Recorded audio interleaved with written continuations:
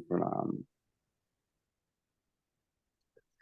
ओम अज्ञानतिमिरन्धस्य ज्ञानाञ्जनशलाकया चक्षुरुन्मिलितं येन तस्मै श्रीगुरुवे नमः। श्रीचैतन्यमनोभीष्टं स्थापितं येन भूतले स्वयं रूपः कदा मह्यं ददाति स्वपदान्तिकं। वन्देऽहं श्रीगुरु श्रीयुतपदकमलं श्रीगुरुन् वैष्णवांश्च श्रीरूपं सागरजातं सहगण रघुनाथान्वितं तं सजीवं साधवैतम सावधूतम परिजन सहितन कृष्ण चैतन्य देवम श्री राधा कृष्ण पादान सहगण ललिता श्री विशाखान्वितांश्च। हे कृष्ण करुणा सिंधु दीन बंधु जगतपते गोपेश गोपिका कांता राधा कांत नमस्तुते। तप्त कांचन गौरांगी राधे वृंदावनेश्वरी वृषभानुसुते देवी प्रणमामि हरि प्रिये। कृष्णाय वासुदेवाय देवकी नंदनाय च नंद गोप कुमाराय गोविंदाय नमो नमः। वाञ्छाकल्पतरुभ्यश्च कृपा सिन्धुभ्य एव च पतितानां पावनेभ्यो वैष्णवेभ्यो नमो नमः। नमो विष्णुपादाय कृष्णपृष्ठाय भूतले श्रीमते भक्तिवेदांत स्वामी इति नामिने नमस्ते सरस्वते देवे गौरवाणी प्रचारिणे निर्विशेष शून्यवादी पाश्चात्य देश तारिणे। जय श्री कृष्ण चैतन्य प्रभु नित्यानंद श्री अद्वैत गदाधर श्रीवासादि गौर भक्त वृंद। हरे कृष्णा कृष्णा कृष्णा हरे हरे हरे राम राम राम हरे हरे। हरे कृष्णा। जय माता जी। जी हरे कृष्ण प्रभु जी।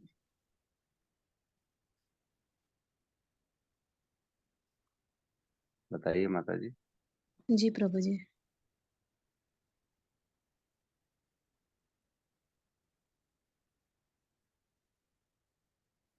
भगवान के नाम पर जप होने वाले 10 अपराध। पहला, भगवान नाम के प्रचार में संपूर्ण जीवन समर्पित करने वाले महाभागवतों की निंदा करना।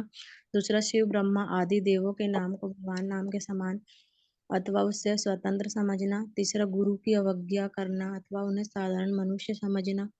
चौथा, वैदिक शास्त्रों अथवा प्रमाणों का खंडन करना। पांचवा, हरे कृष्ण महामंत्र के जप की महिमा को काल्पनिक समझना। छठवां, पवित्र भगवान नाम में अर्थवाद का आरोप करना।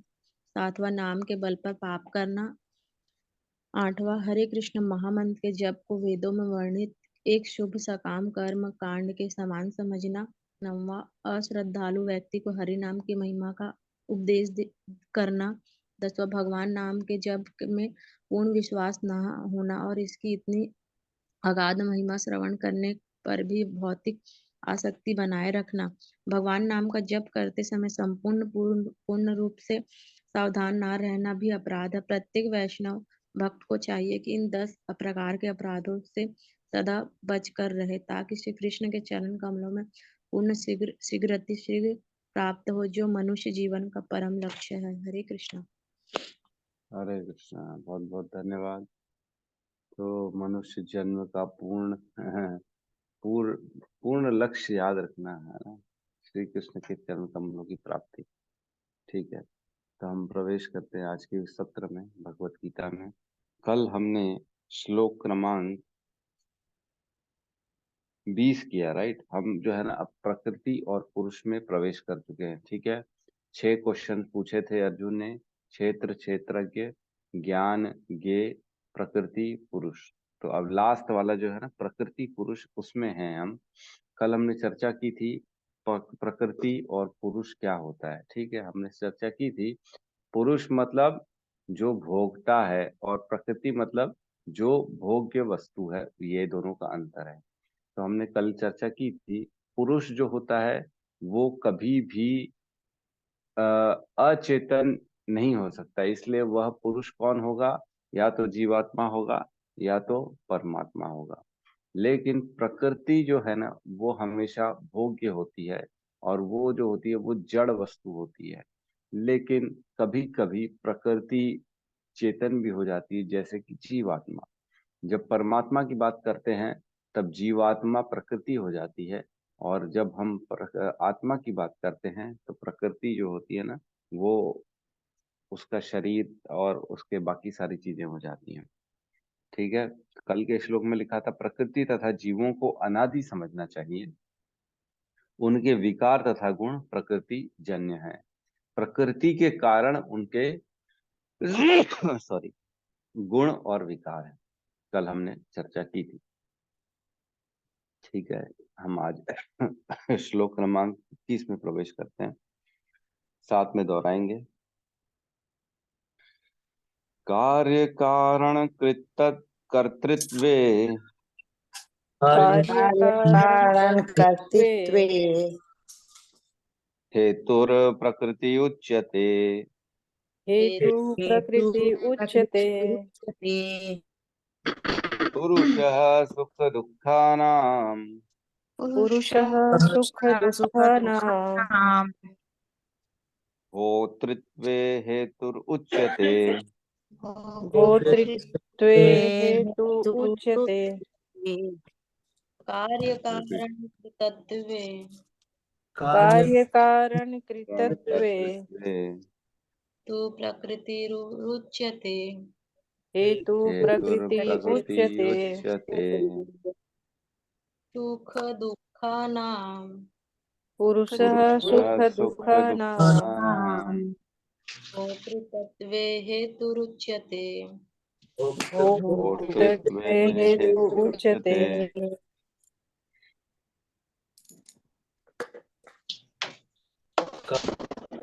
तत्वे कार्य कार्य कारण कारण कर्तृत्वे हेतु प्रकृति हेतु प्रकृति उच्यते।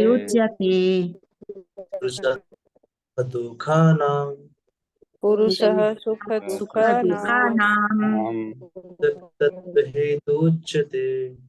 भोक्तृत्वे हेतु उच्यते।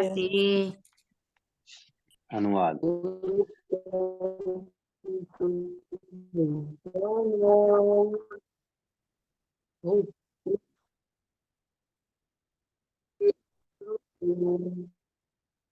माता जी श्लोक रिसाइट करा रही है क्या? ठीक है, तो अनुवाद। प्रकृति समस्त भौतिक कारणों तथा कार्यों परिणाम की हेतु कही जाती है और जीव पुरुष इस संसार में विविध सुख दुख के भोग का कारण कहा जाता है। ठीक है, तो श्लोक में प्रवेश करते फिर से एक बार क्या कह रहे हैं। कार्य कारण कर्तृत्वे हेतु प्रकृति उच्यते। मतलब कार्य कारण के होने का कारण जो है, कार्य कारण जो है, कार्य और कारण। अब हम समझते हैं कार्य क्या है, कारण क्या है। कर्तृत्व मतलब ये सब जो हो रहा है, कार्य और कारण क्यों आ रहे हैं, क्यों जा रहे हैं, इनका कारण क्या है, प्रकृति। प्रकृतिर उच्यते मतलब प्रकृति इज रिस्पॉन्सिबल फॉर कार्य एंड कारण। अब कार्य क्या है, कारण क्या है।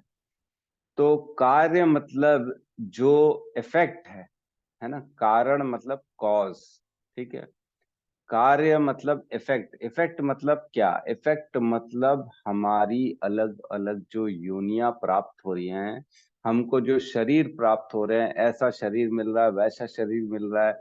किसी को जानवर का शरीर मिल रहा है, किसी को मनुष्य का शरीर मिल रहा है, किसी को चींटी का शरीर मिल रहा है, किसी को हाथी का शरीर मिल रहा है। ये हम इफेक्ट देख सकते हैं कि इतनी सारी योनियां बैठी हुई है सामने। पेड़ पौधे है ना, वृक्ष जंगल, ये सारी योनियां हैं। ये सारी योनियां हमको दिख रही हैं, इफेक्ट दिख रहा है ना। ये हो गया कार्य। और कारण क्या हो गया, कारण इनके पीछे का कारण क्या है, इनको ये योनियां क्यों मिल रही हैं, क्यों मिल रही है, क्योंकि इन्होंने ऐसी इच्छा की। तो जो कारण हो जाएगा वो उनकी इंद्रियां हो जाएंगी, मन हो जाएगा, जिसके कारण उनको वो योनियां प्राप्त हुई हैं। ठीक है, मतलब कार्य कारण कर्तृत्वे हेतु प्रकृतिर उच्यते। मतलब ऐसी योनियों का जो कार्य है और इनके पीछे का जो कारण है, ये दोनों ही मतलब मन और इंद्रियां जो हैं, ये दोनों ही प्रकृति के द्वारा उत्पन्न की जाती है। ठीक है, आगे कह रहे हैं पुरुषः सुख दुःखानां भोक्तृत्वे हेतुर उच्यते। और जो सुख और दुख हो रहा है, उसको भोगता, उसको जो है ना, देखो पुरुषः मतलब जीवात्मा, जीवात्मा सुख दुख का भोग करने का कारण कहा जाता है। सुख दुख जो भी जीवन में आ रहे हैं उसको भोग करता है जीवात्मा, है ना। लेकिन जीव आत्मा सुख दुख का एकमात्र निर्माता नहीं है ना। जीवात्मा सुख दुख का निर्माता नहीं है, लेकिन जीवात्मा सुख दुख को भोग करने वाला है। इसमें कोई प्रॉब्लम तो नहीं है, कोई समझ में कोई ऐसा तो नहीं है कि इस सेंटेंस में किसी को डाउट है। देखो, सुख दुख का भोक्ता जो होता है ना वो जीव है। प्रकृति सुख दुख का भोक्ता नहीं हो सकती, क्योंकि कल भी हमने समझा प्रकृति जो होती है वो जड़ वस्तु होती है। जब जीवात्मा पुरुष होता है तो प्रकृति होती है उसके शरीर, उसकी इंद्रियां, जड़ वस्तु सारी की सारी प्रकृति होती है। और प्रकृति के माध्यम से वो सुख दुख जीवात्मा भोगता है, क्योंकि जीवात्मा चेतन है और जो जो प्रकृति है वो जड़ वस्तु है, डेड मैटर है। डेड मैटर क्या कोई चीज को अनुभव कर सकता है? आज अगर हम टेबल को या चेयर को नीचे गिरा देंगे तो उसको कुछ अनुभव होगा क्या? दुख दर्द तकलीफ नहीं होगी। लेकिन यही किसी के शरीर को, पेड़ को हम गिरा देंगे तो उसको जरूर तकलीफ होगी, है ना। तो तकलीफ जो होता है ना वो अनुभव होता है, मतलब एक्सपीरियंस करता है जो, कि मेरे को अच्छा लग रहा है, बुरा लग रहा है, मेरे साथ ठीक हो रहा है, नहीं हो रहा है। ये सारी चीजें कहाँ से आती? चेतना से। और चेतना किसका गुण है? हमने पहले भी जाना, चेतना जो होता है आत्मा का गुण होता है, ठीक है। तो जो सुख और दुख का भोगता है वो होता है जीवात्मा, और सुख दुख का निर्माता होता है प्रकृति। न कि सिर्फ प्रकृति होती है, और भी निर्माता होते हैं, लेकिन बेसिकली प्रकृति होती है। और जो कार्य कारण का जो जिम्मेदारी है वो प्रकृति होती है, प्रकृति ही उसका सृजन करती। कार्य कारण का, कार्य मतलब शरीर और कारण मतलब इंद्रियां और मन, ठीक है। समझ में आ रहा है? ये श्लोक हमने पहले भी पढ़ा है, 3.27। उसमें कहते हैं प्रकृते क्रियामणानि गुणे कर्माणि सर्वशः अहंकार विमूढ़ आत्मा कर्ता अहम इति मन्यते। मतलब जो भी होता है प्रकृति के गुणों के कारण होता है, लेकिन अहंकार वश इंसान को लगता है कि मैं कर रहा हूं, है ना। तो वो जो है ना इन शॉर्ट बताया गया था। अब इस श्लोक में उसमें पूरा छलांग मार दिया गया है अंदर तक, किसके कारण क्या होता है, क्या होता है। मैं तो पढ़ पढ़ के समझ में नहीं आया। मैं सोच रहा था मैं एक क्लास में इस श्लोक को कैसे समझाऊंगा, मैं नहीं समझा सकता एक क्लास में इस श्लोक को। तो हो सकता है हमारी क्लास कल तक कंटिन्यू रहे इस श्लोक के कारण। ये श्लोक बहुत ही गहरा श्लोक है, समझना जरूरी है कि सुख दुख का भोक्ता कौन है, सुख दुख क्यों होता है, सुख दुख जीवन में आता कैसे है, और कौन इसका निर्माता है और क्यों निर्माता है, ये सारी चीजें समझनी पड़ेगी।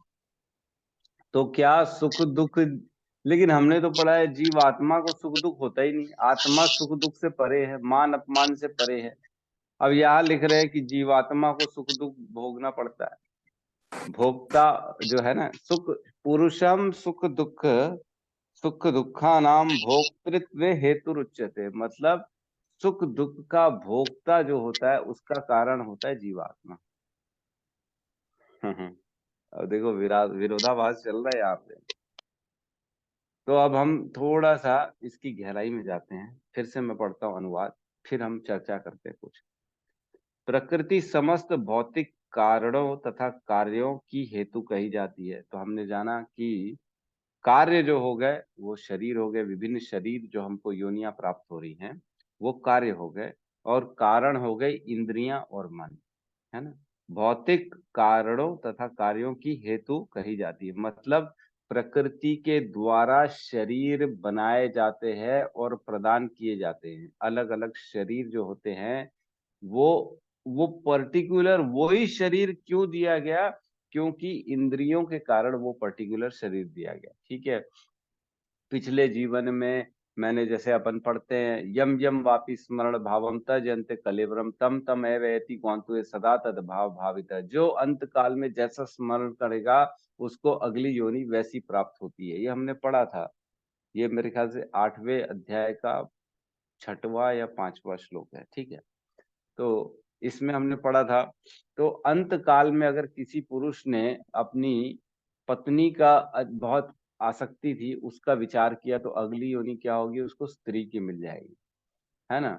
अगर कोई स्त्री ने अंत काल में पुरुष का स्मरण किया, पुरुष अपने पति को याद किया, तो उसको पति की योनि मतलब एक पुरुष की योनि मिल जाएगी, अगला शरीर पुरुष का मिलेगा।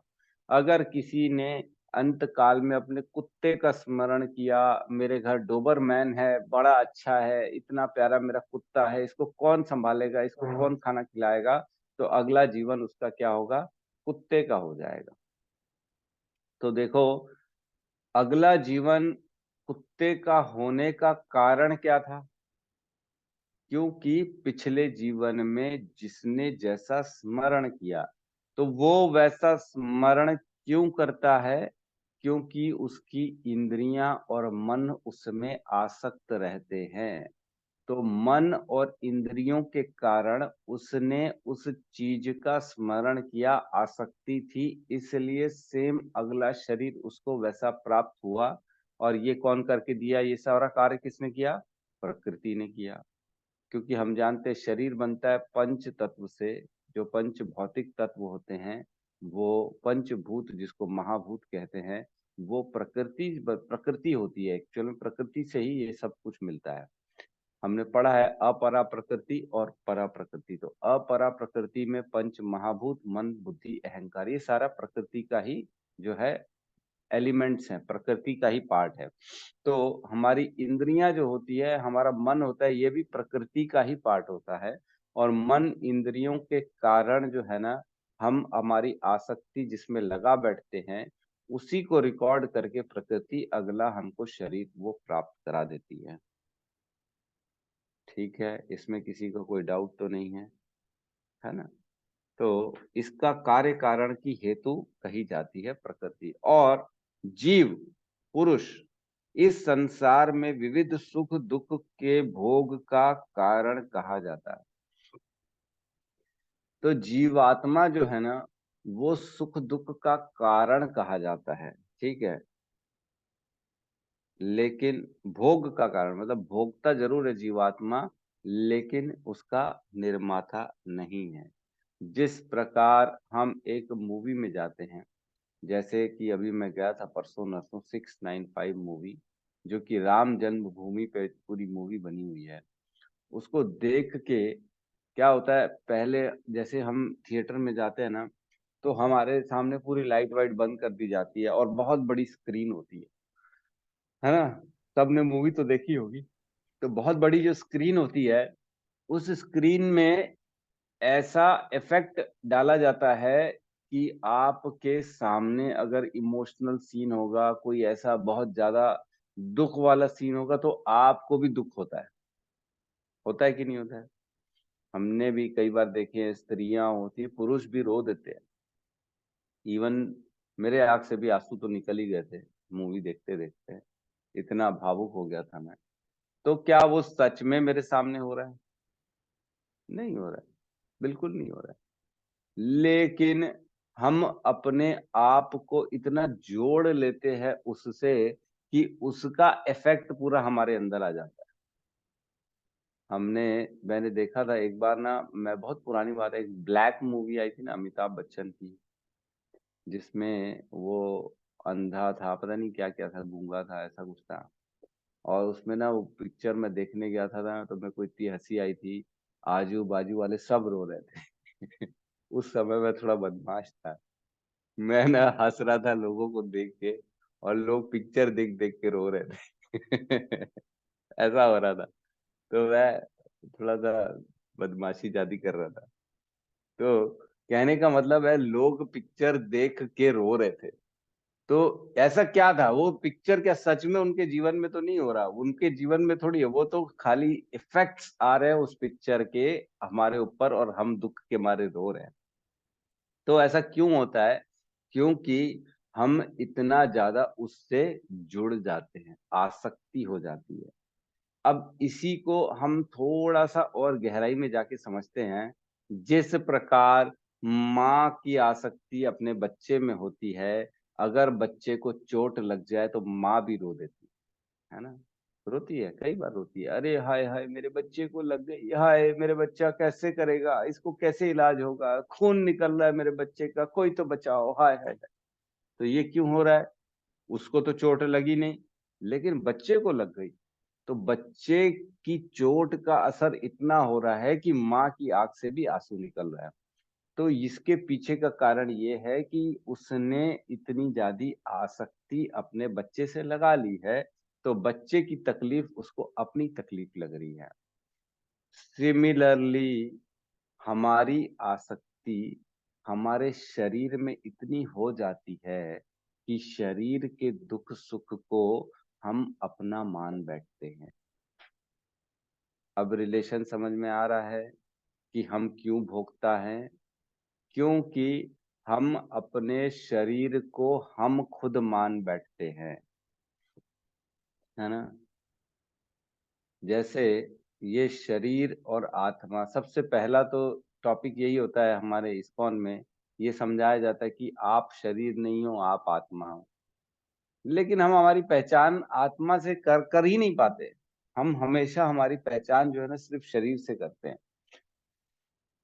जैसे नाम है, पहचान है, बचपन से सिखाया जाता है तुम ये हो, तुम वो हो, ऐसा मत करो, ये मत करो, वो मत करो।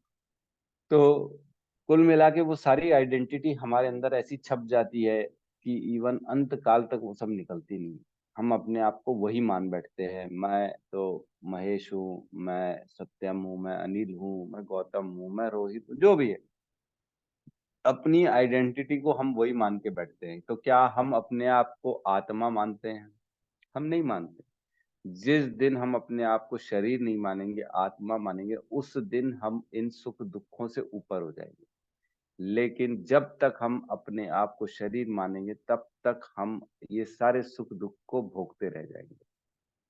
जिस प्रकार हमने चर्चा की, मूवी की बात की, मूवी में जैसा होता है, दुख हो जाता है, तो एक्चुअल में ऐसे इफेक्ट्स क्रिएट किए जाते हैं कि आपको दुख हो।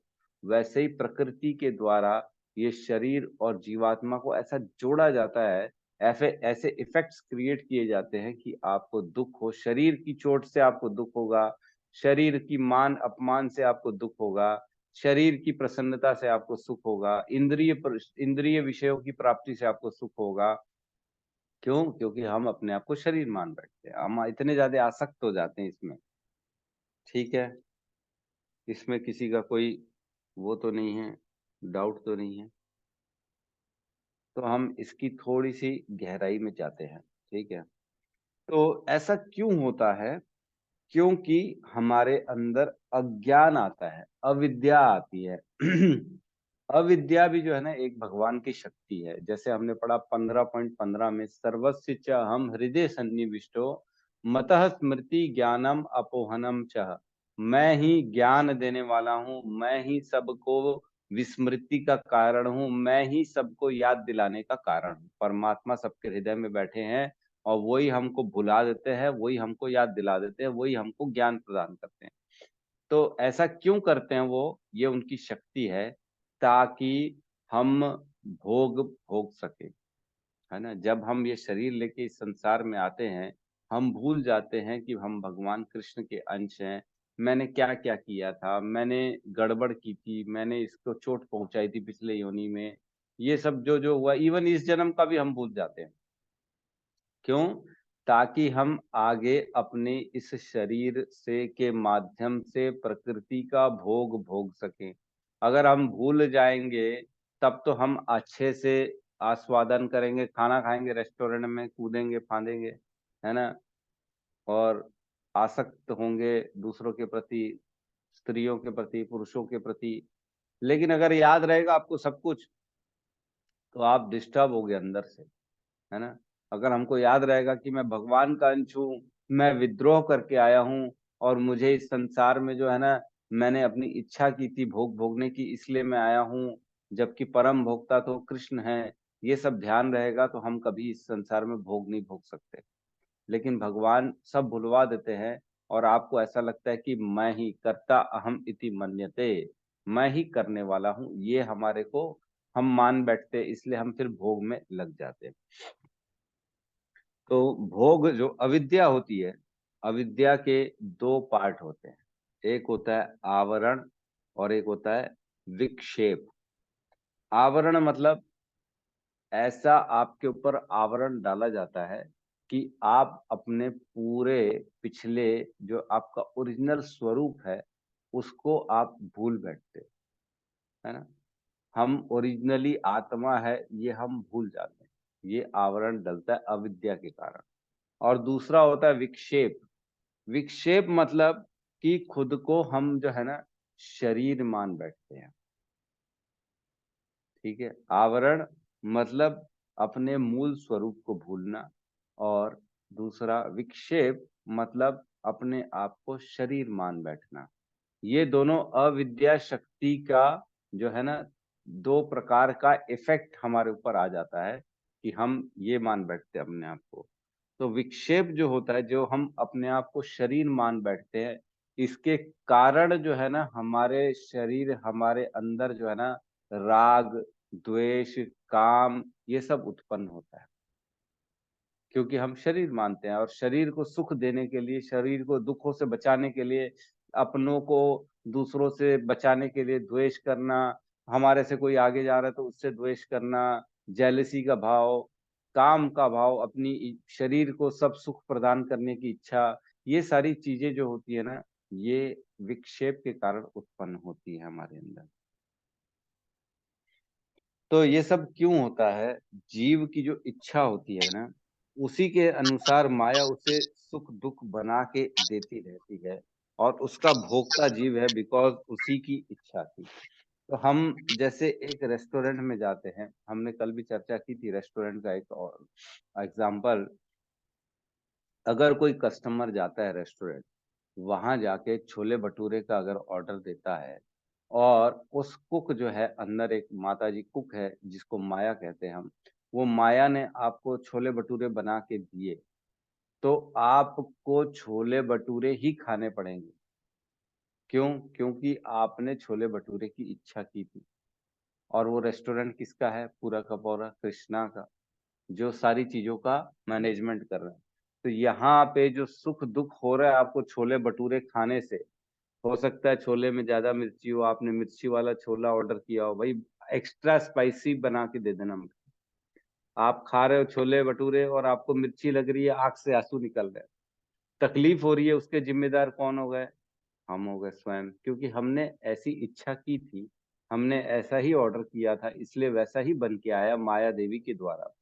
तो हम बाद में क्लेम नहीं कर सकते, हाय मेरे साथ ही ऐसा क्यों हो रहा है, बाजू वाली प्लेट में तो मीठा ऑर्डर आया है, उसके पास तो रसमलाई आई है, मेरे को छोले भटूरे वो भी मिर्ची वाला क्यों आया है। ऐसा हम क्लेम नहीं कर सकते। क्यों? क्योंकि सुख दुख का कारण जो होता है ना, भोक्ता जो होता है, भोक्ता तो वही है, वही खाएगा। और उसका कारण जो होता है ना, कारण, अब देखो, अब कारण में प्रवेश करते हैं, तो कारण कौन है उसके सुख दुख का? एक कारण तो प्रकृति है, जो कि माया बना बना के दे रही है, पहला कारण तो वो है। और दूसरा कारण कौन हो गया?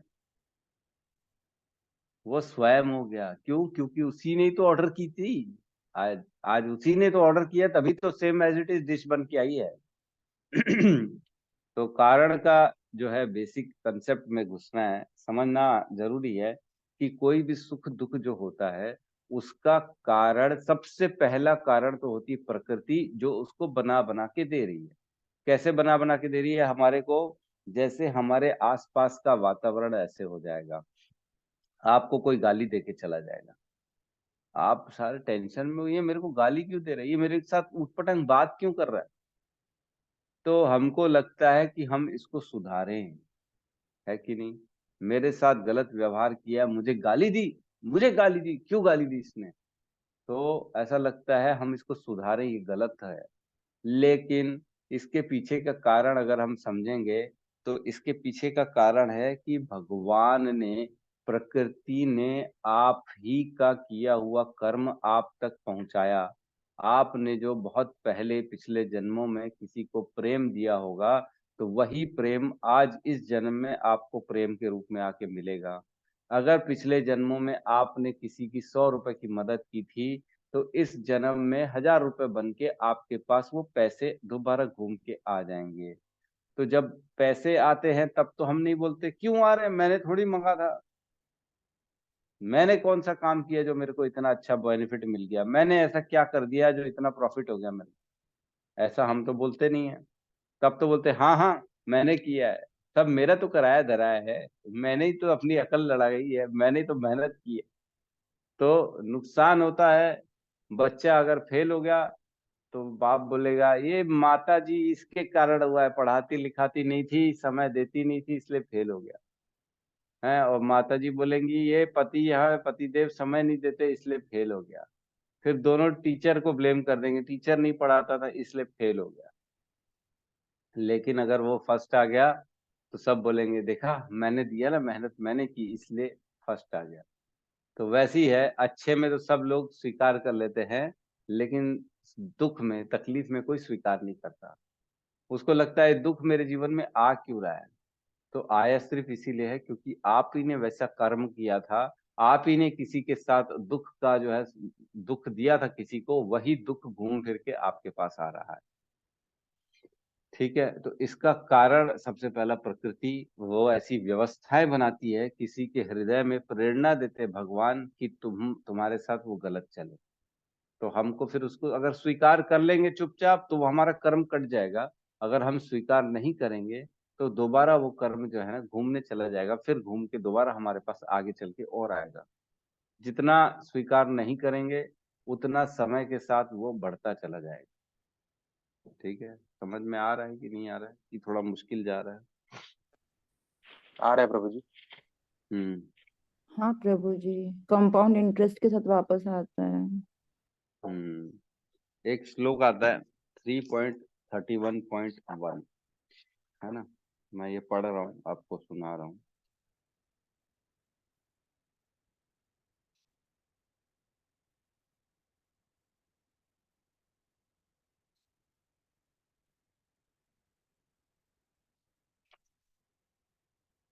थ्री पॉइंट 31.1 इसमें कहते हैं कर्मणा देव नेत्रेण जंतुर जंतुर्देह उपत्यते स्त्रिया प्रविष्ट्या उदरम पुंसो रेतः कारणस्य।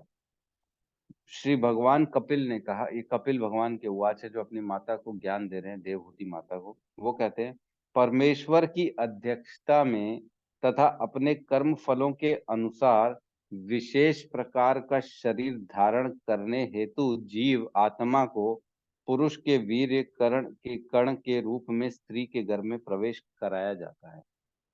तो एक विशेष परिस्थिति में एक विशेष शरीर दिलाने के उद्देश्य से प्रकृति जो है ना एक जीव आत्मा को एक विशेष माता के गर्भ में स्थापित करती है।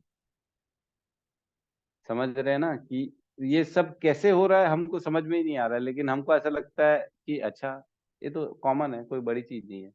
लेकिन एक जीवात्मा को पर्टिकुलर एक विशेष शरीर दिलाने के लिए विशेष स्त्री के गर्भ में पूरा स्थापित कराया जाता है, और कैसे हो रहा है हम समझ ही नहीं पा रहे, है ना। आत्मा बादलों के माध्यम से नीचे आती है, फिर बारिश होती है तो नीचे आती है, अन्न क्षेत्र में जाती है, अन्न में जाती है, आटे दाल मैदे एप्पल और भिंडी इन सब में प्रवेश करती है। उसके बाद वो पुरुष के शरीर में खाने के द्वारा प्रवेश होती है। उसके बाद वो फिर जब अपना आपस में जो भी होता है उसके बाद स्त्री के गर्भ में प्रवेश करती है। एक आत्मा, एक पर्टिकुलर आत्मा को विशेष घर, विशेष योनि, विशेष शरीर प्रदान करने के लिए सारा खेल प्रकृति करती है, और उसको उस योनि में उस घर में प्रॉपर जन्म दिलाया जाता है प्रकृति के द्वारा। कितना गहरा विषय है, समझ पा रहे हैं? तो एक योनि, कुत्ते की योनि हो, मनुष्य की योनि हो, स्त्री की योनि हो, पुरुष की योनि हो, ये सब काम कौन कर रहा है? प्रकृति दिलवाती है, सारा कुछ प्रकृति कराते जा रही है।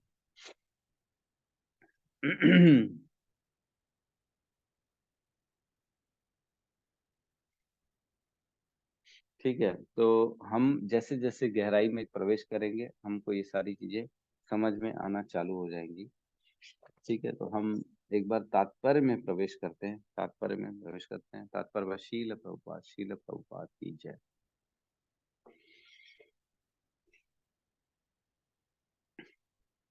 जीवों में शरीर तथा इंद्रियों में विभिन्न अभिव्यक्तियां प्रकृति के कारण हैं। जीवों में शरीर तथा इंद्रियों में विभिन्न अभिव्यक्तियां प्रकृति के कारण हैं। मतलब जो जो वैरायटी है, जो जो शरीर में और इंद्रियों की वैरायटी है, वो उसका कारण कौन है? प्रकृति। किसी का शरीर मोटा है, किसी का शरीर पतला है, किसी का शरीर नाटा है, किसी का शरीर कुत्ते का है, किसी का शरीर वृक्ष का है, किसी का शरीर जो है ना चींटी का है, किसी का शरीर हाथी का है। उनकी इंद्रियां भी अकॉर्डिंगली चेंज होती जाती है। सबके अंदर, सारे मनुष्यों के अंदर सेम सी इंद्रियां नहीं होती हैं। किसी का मन विचलित होता है, किसी का मन शांत होता है, किसी को टेस्ट अच्छा लगता है, किसी को सूंघना अच्छा लगता है। ये सारे चीजों का कारण क्या है? प्रकृति है। आगे कहते हैं, कुल मिलाकर 84 लाख भिन्न भिन्न योनियां हैं और ये सब प्रकृति जन्य हैं।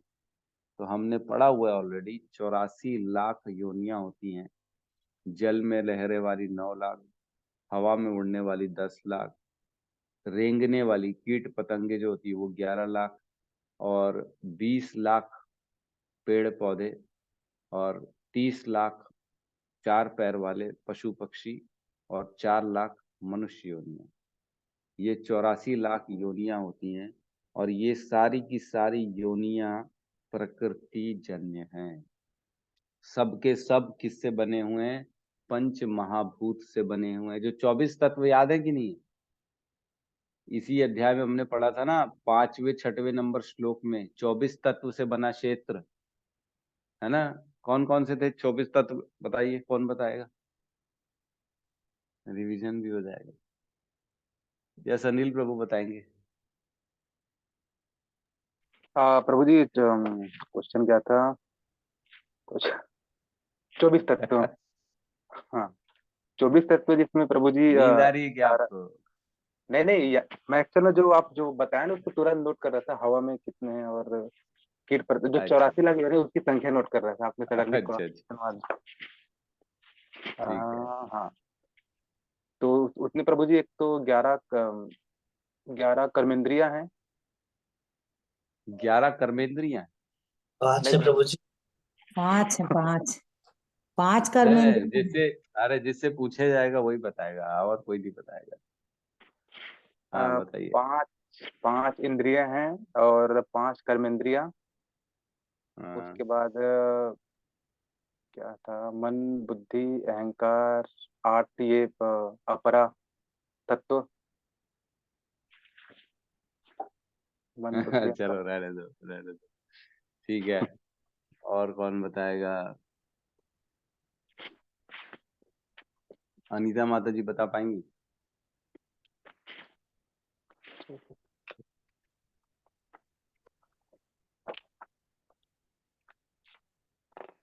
अनीता माता जी, माता जी का अनम्यूट ही नहीं हो रहा है। ठीक है। मानसी माता जी।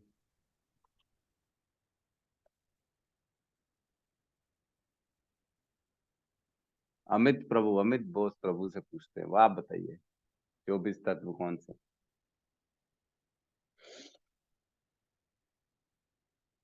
हरे कृष्ण प्रभु जी, याद तो नहीं है। नोट्स देखना पड़ेगा। अरे यार, कैसा कर रहे हो आप लोग?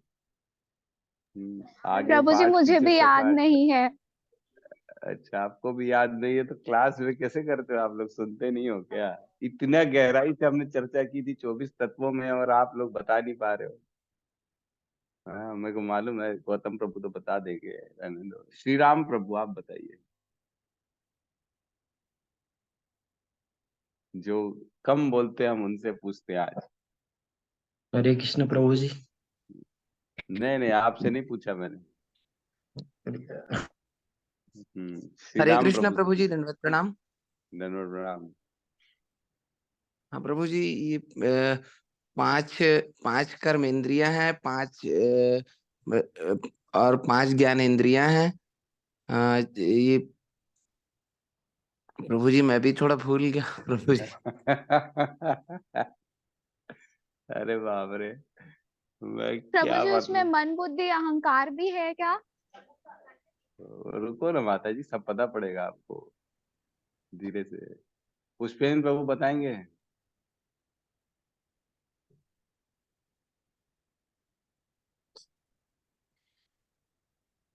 आदर्श प्रभु बता सकते हैं। शिवानी माता जी, तीनों में से कोई और एक आ जाइए सामने बताने के लिए।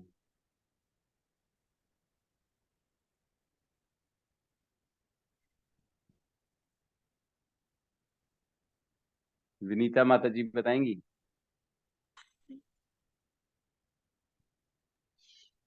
अच्छे से पता नहीं प्रभु जी, कंफर्म। अच्छा, कितना पता है बताइए।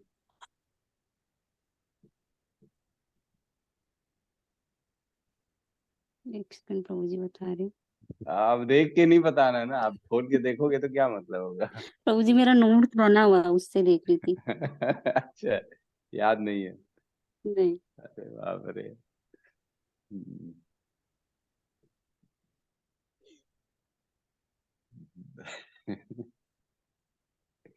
कोई सामने आ ही नहीं रहा है बताने।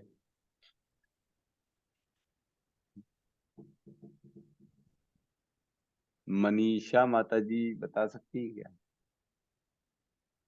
और कुमुंद माता जी, किशोर प्रभु, कोई बताने की कोशिश प्रभु जी करेगा। तभी प्रणाम। हरे कृष्णा। यस। प्रभु जी, पांच कर्म इंद्रिया, पांच ज्ञान इंद्रिया, उनके विषय मन बुद्धि अहंकार। प्रभु जी बाकी याद नहीं आ रहा है। ओह, ये तो 15 और 3 18 ही बताया आपने। जी प्रभु जी। 24 तत्व तो नहीं हुए ये। जी प्रभु जी। चलो ठीक है, 18 तो बता दिए प्रभु जी ने। रोशनी माता जी।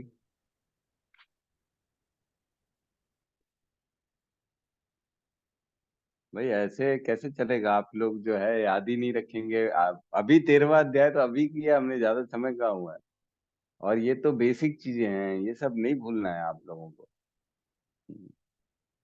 ठीक है, बताइए सत्यम प्रभु, आप बताइए।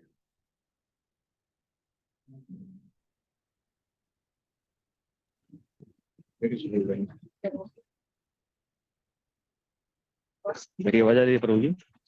आ रही है, बिल्कुल आ रही है। प्रभु जी, पांच ज्ञानेंद्रिय हैं: आँख, कान, नाक, जीभ, त्वचा। और उनके विषय जो है क्या कहते हैं, आँख से देखना, कान से श्रवण, नाक से गंध। सॉरी प्रभु जी, वो एक्चुअली गेट पे दिखा रहा था। हाँ, आँख आँख से गंध, नाक से एक सेकेंड, एक आँख से रूप, कान से श्रवण, नाक से गंध, जीवा से रस, और त्वचा से स्पर्श। और पांच कर्मेंद्रिय जो है: वाणी जैसे जीवा कह सकते हैं, हाथ, पैर, हृदय, और जननेंद्रिय। और फिर पांच तत्व जो है: भूमि, गगन, जल नहीं, भूमि, गगन, जल, अग्नि, वायु। और मन, बुद्धि, अहंकार, और महातत्व। महातत्व नहीं, प्रधान। प्रधान। अच्छा। ठीक है, ठीक है, तो ये सही है। ये है 24 तत्व। कहा थे, मैं तो भूल ही गया कहा से ये क्वेश्चन आया था।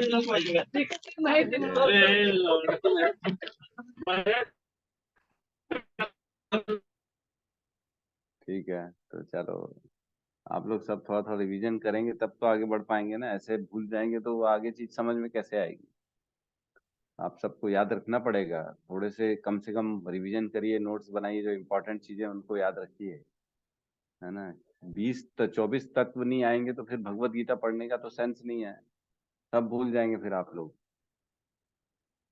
चलो अब क्या कहें, तो यहाँ अब क्लास को हम आज क्लोज करते हैं। मन खराब हो गया हमारा। तो पक्का मैंने भी अपने गुरुजी लोगों के साथ ऐसे ही किया होगा जो मेरे शिष्य मेरे साथ ऐसे कर रहे हैं। मैं भी पहले ऐसे ही था, कुछ नहीं बताता था, नहीं पढ़ता था, तो घूम फिर के मेरे कर्म मेरे पास आ ही रहे। है ना। ठीक है, कोई बात नहीं, स्वीकार करेंगे तो कर्म कट जाएंगे। आप यस, क्या क्वेश्चन पूछे कहते ना हैं प्रभु ना। जी, तो मुझे ना 3 इडियट का वो सीन याद आ गया। जब एक क्वेश्चन पूछता है ना, तो सारे बच्चे बुक पलटते हैं, कौन सा क्वेश्चन है, कौन सा क्वेश्चन है। हाँ, ठीक कह रहे हो आप। फ़ारेनहाइट और क्या राजूसिफिकेशन ऐसा क्वेश्चन पूछता है ना। जी जी। हम्म, मेरे को भी घूम फिर के वही याद आ गया कि मैं भी अपने टीचरों के साथ क्या करता था जो आज मेरे साथ हो रहा है। ठीक है, क्या कहना चाहते हैं सत्यम प्रभु, कुछ कहना चाह रहे हैं।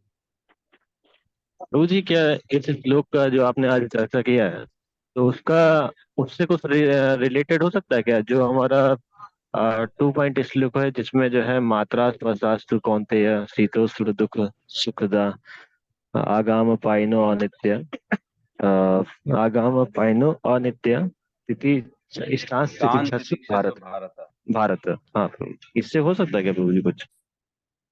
आएगा ना, आएगा कल, आज डिस्कशन में आता, बट आप लोगों ने जो है ना मेरे को 24 तत्वों में भटका दिया, तो मेरा मन खराब हो गया है आज। ठीक है, गौतम प्रभु भी हरे कुछ कहना कृष्णा चाह रहे प्रभु थे। जी। हरे कृष्णा जी प्रभु जी। माता जी। जी बीच बीच में माता जी। यूनिट टेस्ट लिया कीजिए।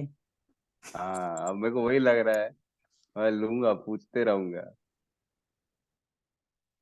लेकिन वैसे ही ढीला डाला है हमारा क्लास, और ढीला हो जाएगा, बेचारे जो आ रहे हैं वो भी आना बंद कर देंगे कि ये तो पूछते रहते हैं। हाँ, ठीक है प्रभु जी, कोई बात नहीं। आप तो बताने देखो, वाले, हम लोग सुन रहे हैं, कभी ना कभी हाँ, आप। इसको ना थोड़ा सा सीरियस लेना जरूरी है, भगवत गीता की क्लास को। देखिए, हम पैसे तो लेते नहीं, कोई भी पैसा तो ले नहीं रहा आपसे, आपका समय ले रहा है और आपको ज्ञान मिल रहा है फ्री ऑफ कॉस्ट। तो इसको ना, ज्ञान को फ्री नहीं समझना चाहिए। ठीक है, पैसे नहीं जा रहे, लेकिन इसका मतलब ये नहीं कि एकदम हल्का है ये तो सर्वोत्तम है ना, सबसे ऊपर है। राज विद्या राज गुह्यम पवित्रम इदम उत्तमम, उत्तमम है ये, उत्तमम, इससे उत्तम कुछ है ही नहीं। और ये समझेंगे, जब ये निष्ठा रहेगी, तब हम इस ज्ञान को जो है ना सीरियसली ले पाएंगे। राज विद्या है, सबका राजा है ये। अगर ये भाव नहीं रहेगा ना, तो फिर तो वही हो जाएगा, आया राम गया राम वाला हिसाब हो जाएगा।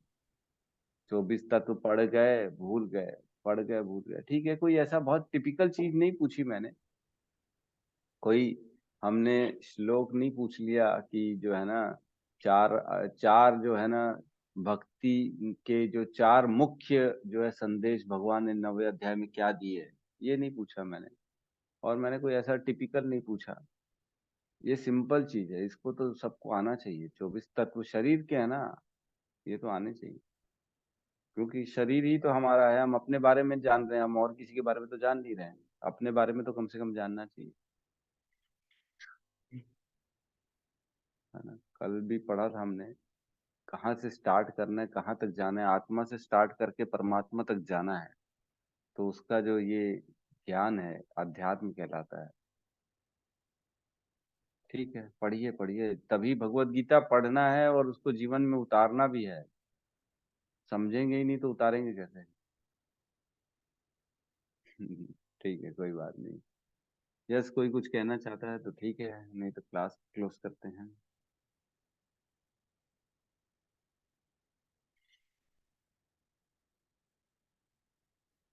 चलिए ठीक है। सब मिलके हरे कृष्ण महामंत्र का जाप कर ले। हरे कृष्णा हरे कृष्णा कृष्णा कृष्णा कृष्णा कृष्णा कृष्णा हरे हरे हरे हरे हरे हरे राम राम हरे हरे राम राम राम राम हरे हरे हरे। हरे। सभी भक्त वृंद की जय। जय जगत गुरु शील प्रभुपाद की जय। गौर प्रेमानंदे। जय हरि हरि बोल। हरि हरि बोल। बोल। हरि हरि हरि हरि बोल। बोल। हरि बोल। हरि हरि। हरि